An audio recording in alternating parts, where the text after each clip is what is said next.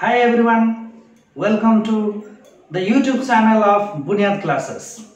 Today we are going to discuss a question that is MCQ question, more than one option may be correct, which credits 4.75 mark. लगभग 5 mark का question है और ये MCQ के अंदर आता है. अगर सारे ऑप्शन टिक करोगे तो आपको 4.75 मार्क मिलेगा. Alright, this is CSIR NET June 2019 Set A Part C, जहीं पे 4.75 मार्क होते हैं ये क्वेश्चन के. So this is question number 66. Question is of bounded variation. Bounded variation का ये क्वेश्चन है. Let f of x is equal to x into sin 1 by x. Whenever x belongs to open 0 closed 1. इसका मतलब क्या है? That is x is strictly greater than 0 and less than or equal to 1. Means whenever x is non-zero on this interval, then f of x takes the value x sin 1 by x, and whenever x is equal to 0, then f of x takes the value 0. Alright. Another function g of x is equal to x into f of x. X f of x. What is its meaning? Meaning it is product of x and f of x. For all x belongs to closed 0 1. Means x greater than or equal to 0, less than or equal to 1. These are given to you. Out of which of the following are true?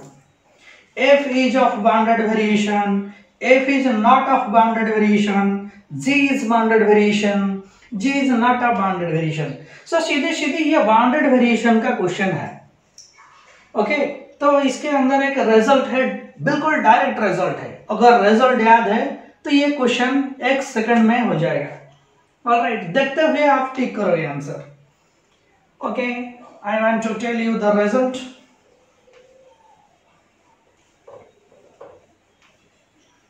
Result is for alpha comma beta strictly greater than 0. कई बार हम इसको बोलते हैं alpha greater than beta. Result ये है for alpha comma beta greater than 0. Means alpha greater than 0 and beta greater than 0. The function f of x is equal to x to the power alpha into sin k upon x to the power beta whenever x is non-zero and it is 0 whenever x is equal to 0 is of bounded variation.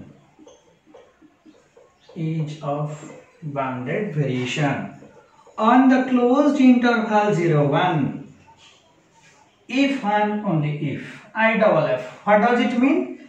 If and only if alpha is strictly greater than beta. Yes, this much only.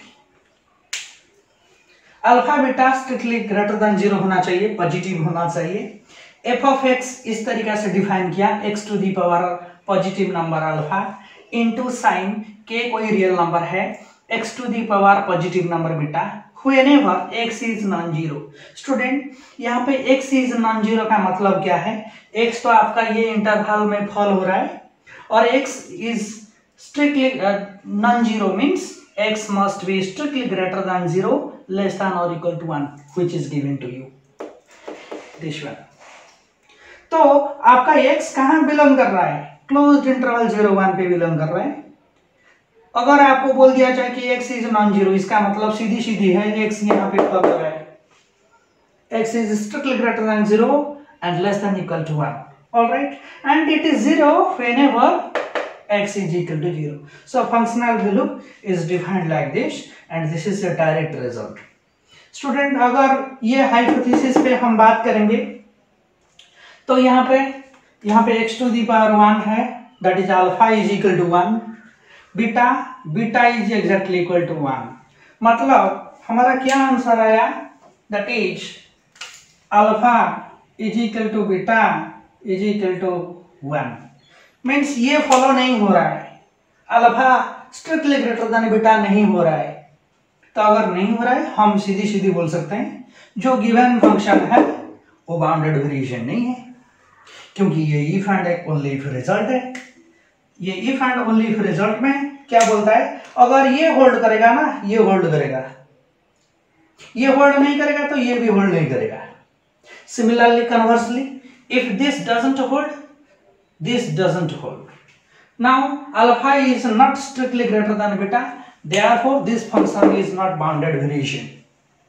Option 1 में बोला f is of bounded variation, no it is wrong. Option 2 में बोला f is of bounded variation, yes correct. Further what about option 3? Option 3 में बोल रहा है g is of bounded variation. g क्या है, g x into f of x है।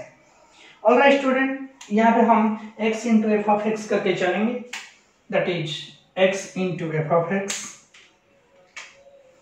x into F of x, यहाँ पे x मल्टीप्लाई कर रहा हूँ, इसका मतलब यहाँ पे भी x मल्टीप्लाई होगा।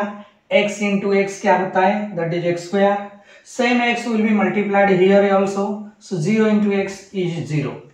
Now tell me what is alpha, alpha is 2, alpha is this time alpha is exactly equal to 2, and what about beta, beta is exactly equal to 1.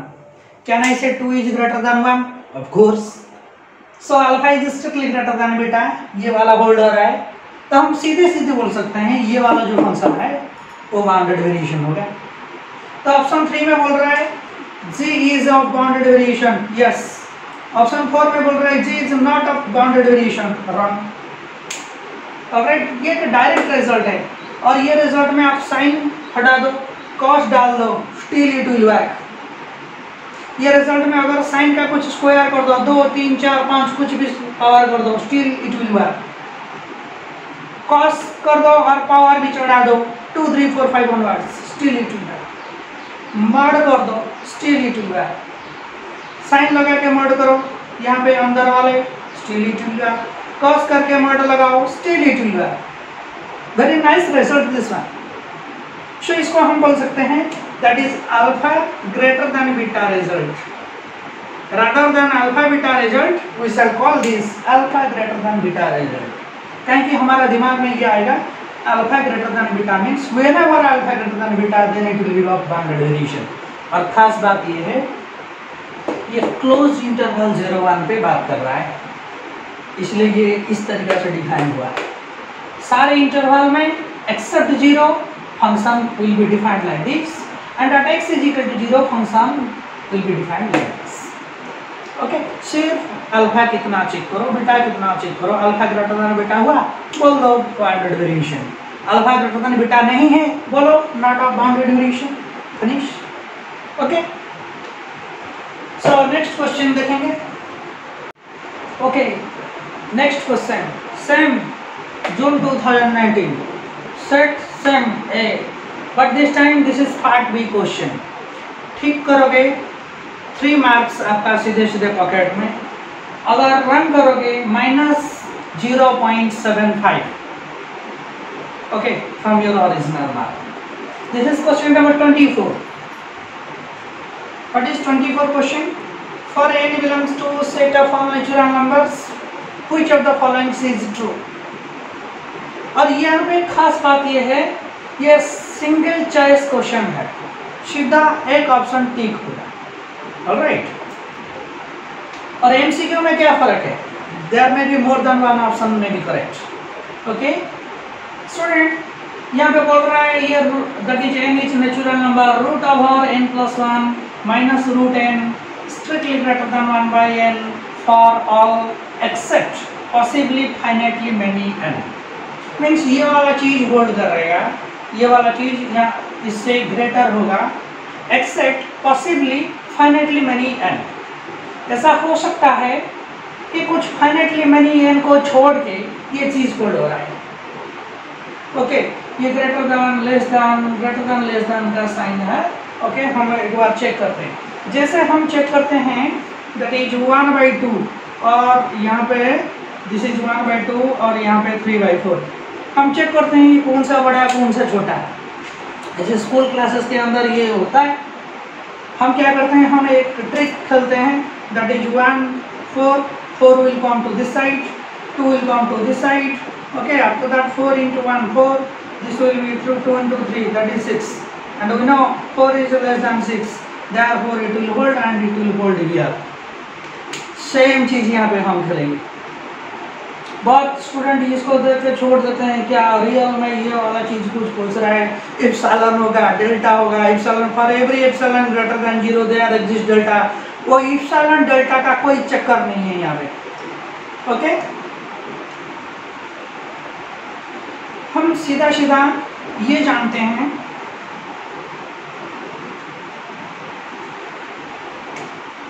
अगर यहाँ पे x लिखा है और यहाँ पे 2 लिखा है, बीच में साइन इक्वालिटी है, ग्रेटर है, लेस है, ग्रेटर इक्वल टू है, लेस इक्वल टू है, इतना साइन। हम कुछ भी पॉजिटिव नंबर ऐड कर रहे हैं, दोनों साइड ऐड कर सकते हैं without changing the sign. Equal to है तो इक्वल रहेगा, अगर ये इनइक्वालिटी का कुछ भी साइन है तो एज इट इज रहेगा। आप ऐड कर रहे हो, सब्ट्रैक्ट कर रहे हो, पॉजिटिव नंबर से मल्टीप्लाई कर रहे हो या पॉजिटिव नंबर से डिवाइड कर रहे हो, ओके, तो ये वाला जो साइन है ना वो कुछ भी चेंज नहीं होने वाला है। ऑलराइट, तो इसको ध्यान रखते हुए हम क्या करेंगे, मैं पहला ऑप्शन उठा रहा हूँ। पहला ऑप्शन स्टूडेंट क्या है, that is n+1 root over minus root n। This is left hand side। What about right hand side? That is 1/√n। मैं चेक कर रहा हूँ ये दोनों में रिलेशन क्या है। मुझे पता नहीं है या इक्वल है, ग्रेटर है, लेस इक्वल है, ग्रेटर इक्वल है, कुछ भी है मुझे पता नहीं है, लेकिन मैं चेक करने वाला हूँ साइन क्या आने वाला है। मैं क्या करूँगा, वही कहानी बनाऊंगा। That is I know n is a natural number means it is positive. Root over of positive is always positive. Okay, कुछ स्टूडेंट बोलते हैं root over of 4 will be +2 और -2। नो, रूट ओवर ऑफ 4 मैं ये लिख रहा हूँ, root over of 4 इसका मतलब सिंपली 2। अगर मैं यहाँ पे प्लस और माइनस लिखा और रूट ओवर लिखा, इसका आंसर प्लस और -2 आएगा। Okay,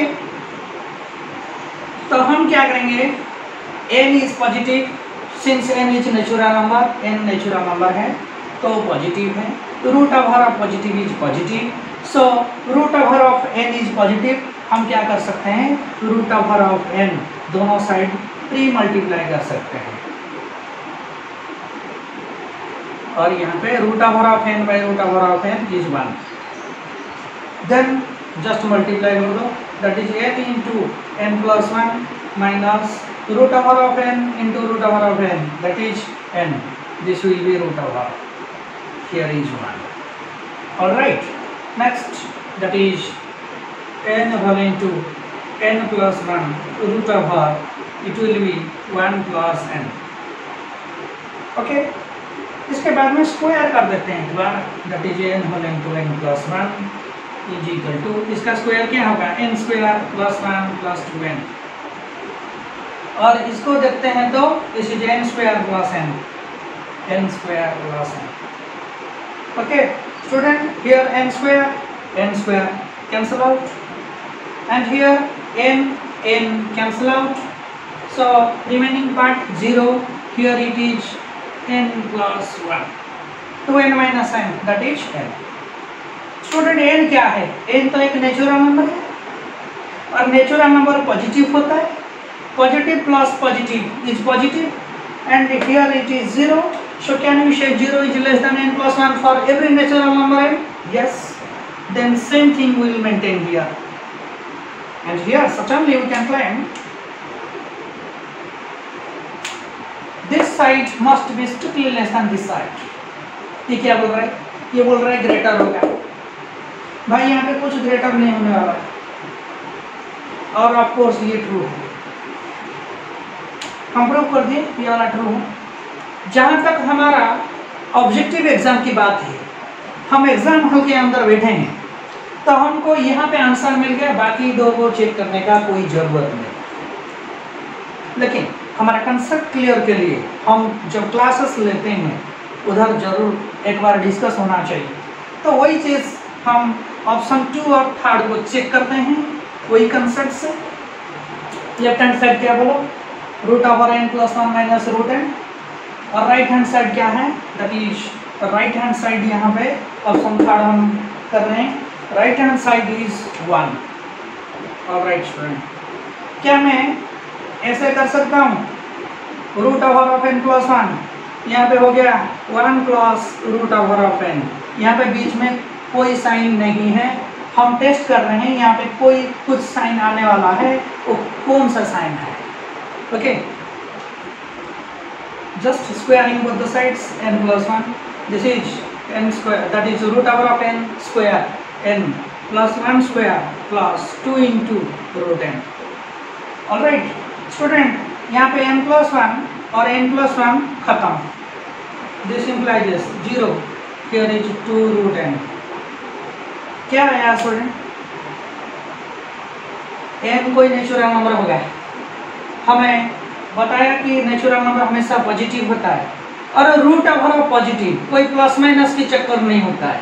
√of positive always positive, means we can say this is positive, this is 0, hence we can say 0 is strictly less than 2√n.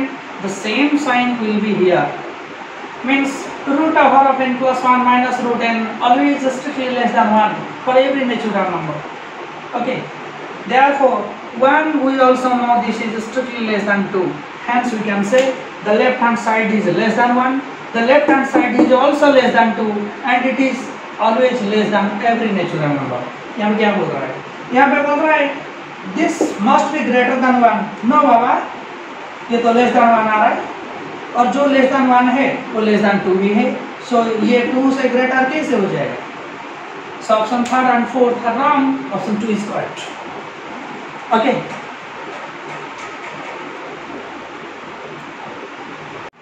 okay, this is another question, same from the year 2019 zone. Set a part C question. Part C means more than one option may be correct. Question number 63, set A. Okay, consider a function f from R to R. F from R to R means f is a function on R. This is called the domain of the function. This is called the codomain of the function. Okay, what are the options? Simply f is a function on R, nothing is given to you. F is not 1 if graph of f intersects some line.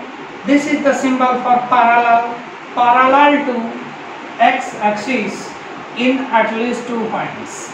Similarly, f is 1 if graph of f intersects any line parallel to x axis at most 1 point. F is surjective. Surjective means onto. F is surjective if the graph of f intersects every line parallel to x axis. F is not surjective if the graph of f does not intersect at least one line parallel to x axis. Okay student, ये just एक result, that is 2 results for best है। एक तो 1 के लिए result है, another 1 के लिए रिजल्ट है। पहली बात, ये जो सब्जेक्टिव इसका मतलब है ऑन टू, और 1 आपको तो पता ही है। चलो रिजल्ट पहले देख देते हैं, रिजल्ट क्या है। रिजल्ट स्टूडेंट ये है, f is 1 होगा if graph of f intersects any line parallel to x axis at most 1 point. हम ऐसे बोल सकते हैं, every line parallel to x axis must intersect the graph at most 1 point. At most 1 point. Okay, and f is onto if every line parallel to x-axis intersects the graph of the function that is at least one point. Okay, graph intersects every line parallel to x-axis. So here it is written f is onto if graph of f intersects at least one point. Okay, चलो ये वाला बात कर देते हैं. Suppose ये आपका domain है, ये आपका कोडोमेन चल रहा है. यहाँ पे दो डिफरेंट ऑब्जेक्ट्स हैं और उनका इमेज इधर है. ये वाला जो सिचुएशन बन रहा है, ये फंक्शन को हम बोलेंगे वन टू वन फंक्शन. क्या बोलेंगे? One two one function. यहाँ पे कोई x1 है, इसका इमेज f of x1. यहाँ पे कोई x2 है, इसका image f of x2. This is called image of x1 under the function f. Image of x2 under the function f. This is called image of x2 under the function f. This is called different objects have different images. Distinct objects have distinct images. That is, we can say x1 different from x2 implies f of x1 different from f of x2. इसका कंट्रापोजिटिव क्या है पता है? कंट्रापोजिटिव ये बोलता है that is, or we can say f of x1 is equal to f of x2 implies x1 is equal to x2. ये कैसे आया देख लीजिए एक बार. ये एक स्टेटमेंट है, इसका नाम p है. ये एक स्टेटमेंट, इसका नाम q है. ये बोल रहा है p implies q. इसका कंट्रापोजिटिव होगा negation q implies negation p. Negation q मतलब इसका नेगेशन पहले लिखो, इसका नेगेशन ये आएगा, implies इसका नेगेशन ये आएगा. तो ज़्यादातर हम जब थ्योरी करते हैं उधर कोई फंक्शन को वन वन ग्रुप करना है, कोई लीनियर ट्रांसफॉर्मेशन को वन वन ग्रुप करना है, हम ये वाला रिजल्ट यूज करते हैं. That is f of x1 is equal to f of x2 implies x1 is equal to x2. खास बात ये है for every x1 x2 belong to the domain of the definition. खास बात ये है for every x1 x2 belongs to the domain of the definition. Alright student, लेकिन ये जो चीज कहाँ से आया? That is different objects of different image होगा तो ये वन वन सिचुएशन बनेगा. ऑलराइट, कहीं पे सिचुएशन अगर ये हो जाए तो ऑब्जेक्ट्स मान लिया जाए ये x1 है, ये x2 है और यहाँ पे कोई ऑब्जेक्ट है और x1 का इमेज ये है, x2 का भी इमेज ये है. ये जो सिचुएशन है that is many elements have exactly one image. Many one, this is called many one. This is called one one. Distinct objects have distinct images. Here distinct objects may not have distinct images. Distinct objects have distinct images. Here distinct objects may not have distinct images. सीधा रफली क्या होने वाला है देखो. अगर function one one है, अब कोई भी दो डिफरेंट पॉइंट लोगे तो उनका आंसर इमेज डिफरेंट आएगा. अगर फंक्शन वन वन नहीं है, दैट इज मेनी वन है, तो ऐसा कोई मिल जाएगा दो डिफरेंट पॉइंट जहीं पे उनका इमेज सेम आ जाएगा. ऑलराइट, तो उसको हम ग्राफिकली सॉल्व करेंगे क्योंकि वो ग्राफ की बात कर रहा है. That is every line parallel to x axis. Student, मैं एक इलस्ट्रेशन दे रहा हूँ.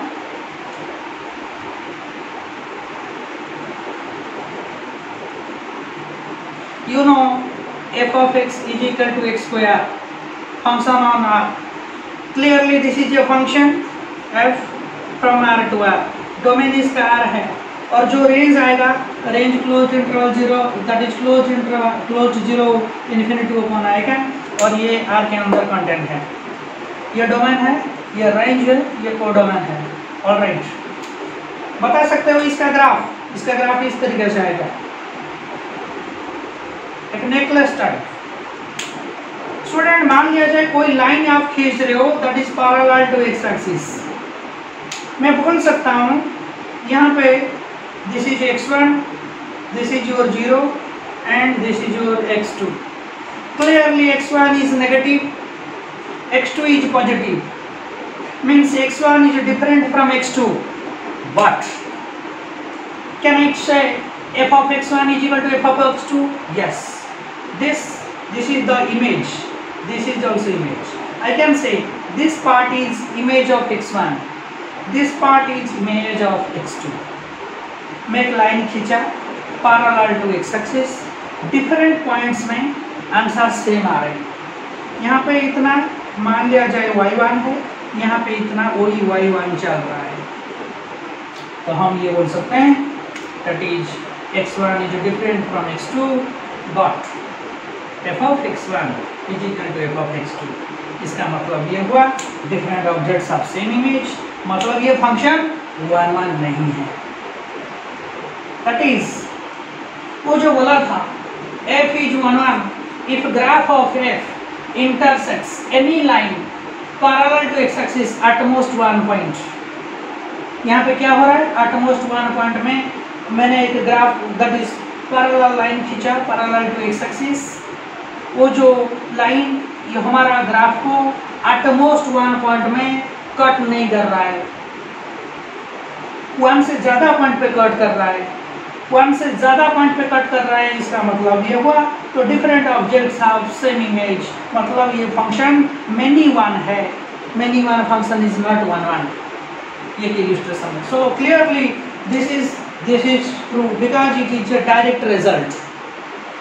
ऑलराइट, सिमिलरली ये बोल रहा है f is not 1 1 if graph of f intersects some line parallel to x-axis in at least 2 points। yes, मैं 2 पॉइंट ले रहा हूँ, अगर 3 पॉइंट पे कट कर रहा है, मान लीजिए मैंने फंक्शन को इस तरीके से कुछ बना दिया, ओके, आगे चल के ये वाला और भी कट करेगा, ओके, यहाँ पे और एक पॉइंट आएगा जहाँ पे same value distinct points of same image. तो ये दोनों बिल्कुल सही है, 1 और 2। और what about onto direct result ये है that is f is surjective onto if any line parallel to x axis cuts the graph.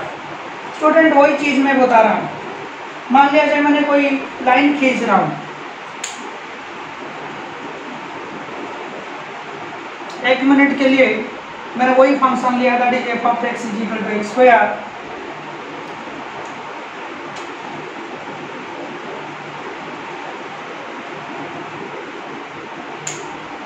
Necklace type हो गया, yes, this is f of x is equal to x square. अगर इसका range की बात करेंगे, range तो close 0 को नहीं इन्फिनिटी, क्योंकि आपने डोमेन से कोई नेगेटिव नंबर लोगे उसका स्क्वायर करोगे तो नेगेटिव का इमेज पॉजिटिव आएगा, पॉजिटिव नंबर लोगे तो उसका भी इमेज पॉजिटिव आएगा बिकॉज पॉजिटिव का स्क्वायर पॉजिटिव है, 0 लोगे 0 का स्क्वायर 0 है। तो फुल मिला के बात ये हुआ, आपने कोई भी नंबर यहाँ पे उठाओगे उसका स्क्वायर करोगे, आंसर आइदर 0 और पॉजिटिव आएगा। और ये हमारा इंटरवल है जहाँ पे सारे नंबर्स आएंगे, सारे इमेजेस आएंगे।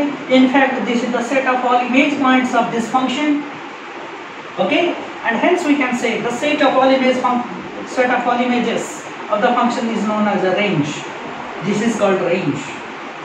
And another thing I want to tell, you know very well from the 11th class, if range of the function is equal to codomain of the function, then function is called onto. Range of the function is equal to codomain of the function, then function is called onto. This is a function whose range is this. Range is not equal to codomain R, hence this function is not onto. And graphically we can say this is a line which does not cut, does not intersect our graph, that is f of x is equal to x square graph at least one point. If your graph does not cut any line parallel to x axis at least one point, that function cannot be undo. Alright, so this is your result. That is, your function will be undo if every line parallel to x-axis cuts the graph at least one point. And if there is a situation that you draw a parallel line parallel to x-axis which does not intersect your graph, then clearly, certainly, definitely, necessarily, that graph cannot be undo. That function cannot be undo. This is f is not surjective if graph of f does not intersect at least one line parallel to x-axis. So here is a line which does not intersect the graph, and conversely the graph of the function doesn't intersect this parallel line. तो कुल मिला के बात ये हुआ, अगर आपका function r to r on r पर है, उसका ग्राफ आप बना रहे हो, तो ये पक्का होगा अगर वो फंक्शन ऑन 1 1 है, every line parallel to x-axis will cut the graph at most one point. This is direct result. And if your function is on r, okay, function is on r and your function is on 2, then every line parallel to x-axis must cut the graph at infinitely many points, 1 point, whatever the number of points may be, but they will cut. Okay.